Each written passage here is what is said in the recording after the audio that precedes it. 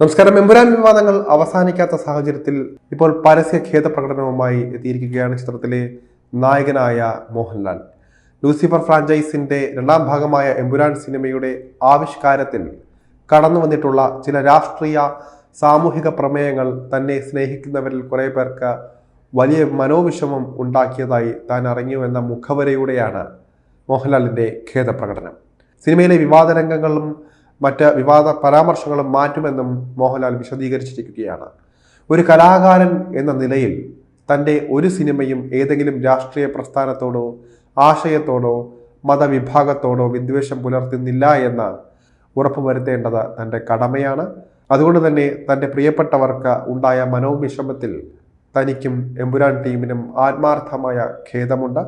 ഒപ്പം അതിൻ്റെ ഉത്തരവാദിത്വം സിനിമയ്ക്ക് പിന്നിൽ പ്രവർത്തിച്ച തങ്ങളെല്ലാവരുടേതുമാണ് എന്ന തിരിച്ചറിവോടെ അത്തരം വിഷയങ്ങളെ നിർബന്ധമായും സിനിമയിൽ നിന്ന് നീക്കം ചെയ്യാൻ തങ്ങൾ ഒരുമിച്ച് തീരുമാനിച്ചു കഴിഞ്ഞുവെന്ന് മോഹൻലാൽ പറയുകയാണ്.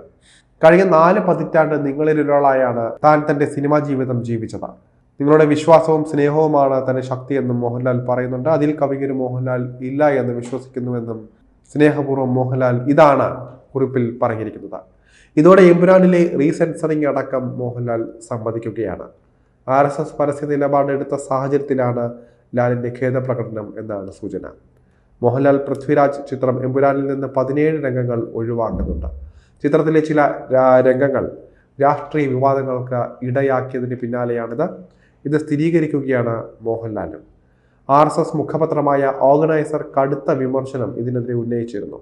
സ്ത്രീകൾക്കെതിരെയുള്ള അതിക്രമ രംഗങ്ങൾ, കലാപത്തിലെ ചില രംഗങ്ങൾ തുടങ്ങിയവയാണ് ഒഴിവാക്കുന്നത്. ചിത്രത്തിന്റെ പുതിയ എഡിറ്റഡ് പതിപ്പ് അടുത്ത ആഴ്ച തിയേറ്ററുകളിൽ എത്തുമെന്നാണ് അറിയുന്നത്. സിനിമയുടെ നിർമ്മാതാക്കൾ തന്നെ സ്വയം ചില വെട്ടിത്തിരുത്തലുകൾ നടത്തി പരിഷ്കരിച്ച പതിപ്പ് സെൻസർ ബോർഡിന് കൈമാറും എന്നാണ് വിവരം. റീസെൻസറിംഗ് അല്ല, വോളണ്ടറി മോഡിഫിക്കേഷൻ ആണെന്നാണ് സൂചന.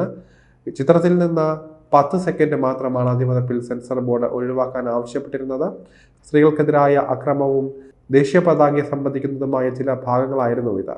ചിത്രത്തിൽ ഗുജറാത്ത് കലാപത്തെ പരാമർശിക്കുന്ന ചില ഭാഗങ്ങൾക്കെതിരെ BJP കടുത്ത വിമർശനവും ഉയർത്തിയിരുന്നു.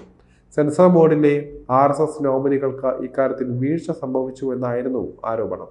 എന്നാലും മോഹൻലാൽ രംഗത്തെത്തിയതോടെ സിനിമയിലെ വിവാദങ്ങൾ ഏറെക്കുറെ അവസാനിക്കുമെന്ന പ്രതീക്ഷയിലാണ് എമ്പുരാൻ ടീം.